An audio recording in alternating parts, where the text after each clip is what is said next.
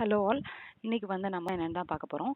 So நம்மளுக்கு எப்படி கிளாஸில் கிளாஸ் நேம் டிஃபைன் பண்ணுவோம் இல்லையா, அதே மாதிரி அதுக்கப்புறம் ரெக்கார்ட் நேம் டிஃபைன் பண்ணி அதில் உள்ள அந்த பர்டிகுலர் ரெக்கார்டில் இருக்கக்கூடிய வேரியபிள்ஸை நம்ம மென்ஷன் பண்ணியிருக்கோம். ஸோ வேரியபிள்ஸ் பர்சனுக்கு என்ன இருக்குன்னா நேமும் ஏஜும் இருக்குது. இப்படி நம்ம டிஃபைன் பண்ணோம் அப்படின்னா என்ன ஆகும்னா நம்மளுக்கு ஒரு இம்யூட்டபிள் டேட்டா கிளாஸ் கிரியேட் ஆகும்.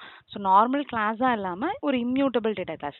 ஸோ இம்யூட்டபிள் டேட்டா கிளாஸ்னா என்னன்னா அந்த கிளாஸில் இருக்கிற வேரியபிள்ஸ்க்கு அசைனாக இருக்க வேல்யூஸை நம்ம சேஞ்ச் பண்ண முடியாது. ஸோ அப்போ நேமும் ஏஜும் எனக்கு இன்டர்னலாக எப்படி கிரியேட் ஆகும் அப்படின்னா ப்ரைவேட் ஃபைனல் வேரியபிள்ஸாக கிரியேட் ஆகிருக்கும்.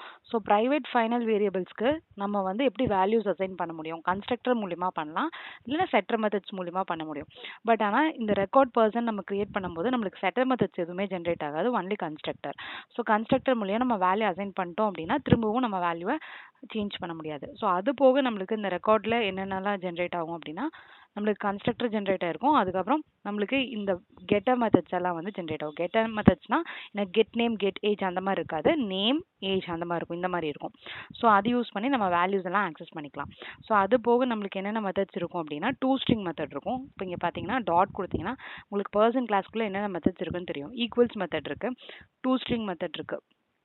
ஸோ இதெல்லாமே எனக்கு பர்சன் கிளாஸ்க்குள்ளே க்ரியேட் ஆகிருக்கும். ஸோ நேம் அதுக்கப்புறம் ஏஜ், இந்த க்ரீட்டுங்கிறது நம்ம க்ரியேட் பண்ணியிருக்க மெத்தட். ஸோ அதுவும் எனக்கு இங்கே இருக்குது. ஓகே, ஸோ இப்போ நம்ம ரன் பண்ணி பார்க்கலாம். ஸோ நான் ரன் பண்ணுறேன். ஸோ இப்போ நம்ம இங்கே ஃபர்ஸ்ட் எடுத்ததுமே ரெண்டு ஆப்ஜெக்ட் கிரியேட் பண்ணியிருக்கோம் இல்லையா, P1 P2ன்னு. ஸோ அது நம்ம P1 P2ல ஸ்டோர் ஆயிருக்கு, ஜான் 25 அலைஸ் 30. ஸோ நம்மளுக்கு P1 டாட் நேம்னு கொடுத்துருக்கோம், கெட் நேம் கிடையாது, நேம். அந்த வேரியபிள் நேமோட தான் நம்மளுக்கு மெத்தட் ஆக்சஸ் பண்ண முடியும், நேம். அப்போ நேம் P1ல என்ன இருக்குது, ஜான் இருக்குது. ஸோ ஜான் பிரிண்ட் ஆயிருக்கும், 25 பிரிண்ட் ஆயிருக்கும். ஸோ ஜான் அண்ட் 25 வந்துருச்சு.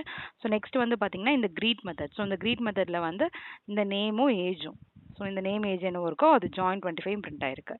ஸோ அதுக்கப்புறம் நம்மளுக்கு P2 பிரிண்ட் பண்ணியிருக்கோம். P2 ஆப்ஜெக்ட் டைரெக்டாக பிரிண்ட் பண்ணோம்னா நம்மளுக்கு டூ ஸ்ட்ரிங் மெத்தட் கால் ஆகும். ஸோ அதனால நம்மளுக்கு P2ல என்ன இருக்குது, அலைஸும் 30 இருக்குது. ஸோ P2ங்கிறதும் நம்மளுக்கு டூ ஸ்ட்ரிங் மெத்தட் கால் பண்ணி நம்மளுக்கு பிரிண்ட் பண்ணிடுச்சு. ஸோ நெக்ஸ்ட் பார்த்தீங்கன்னா P3ல நம்மளுக்கு ஜான் 25 இருக்குது.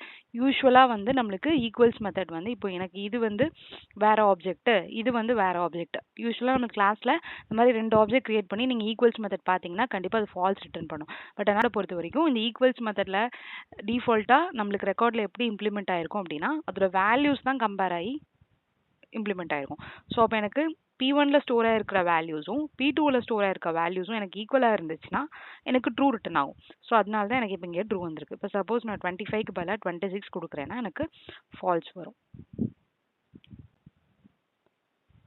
ஓகே, வீடியோ பிடிச்சதுனா லைக் பண்ணி ஷேர் பண்ணி சப்ஸ்கிரைப் பண்ணுங்கள்.